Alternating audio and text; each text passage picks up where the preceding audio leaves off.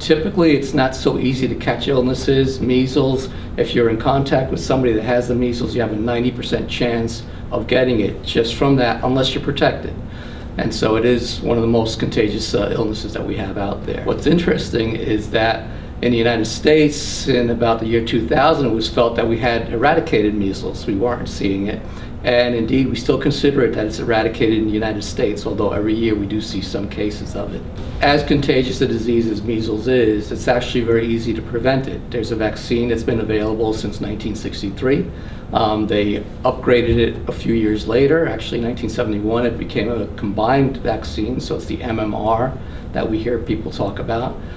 It is one of the most effective vaccines around, and actually one of the safest vaccines around. The vaccine's still effective if you received one dose back in 1963 when it first came out.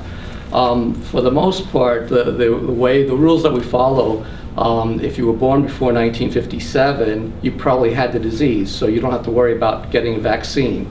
Most people born before that time have natural immunity. Once you've had the disease, your immunity is good for the rest of your life. The vaccine being so effective, the people that received it, even as early as 1963, are usually very well protected and don't need to have booster doses. So if you're older and don't fall into the categories being born before 1957 or having received the vaccine, you can do one of two things. You can get titers drawn, which they could give you a level to see that you have protection or not against it, or you can just get an MMR vaccine. It's actually more cost effective to just get the MMR vaccine because it really has very little side effects, especially in adults. The concern with these viral illnesses isn't the viral illness itself. Sometimes measles is very uncomfortable. The child can get very sick and get pneumonia, can be hospitalized. There's a lot of parts of it that, it's not just, oh, they had a rash and they had a fever and they went away.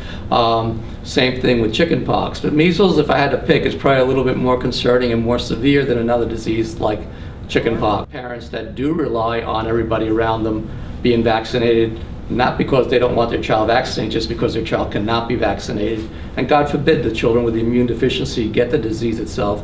It's really devastating. So we need to vaccinate our children, not just for their protection, but for their friends' protection and everybody around you also.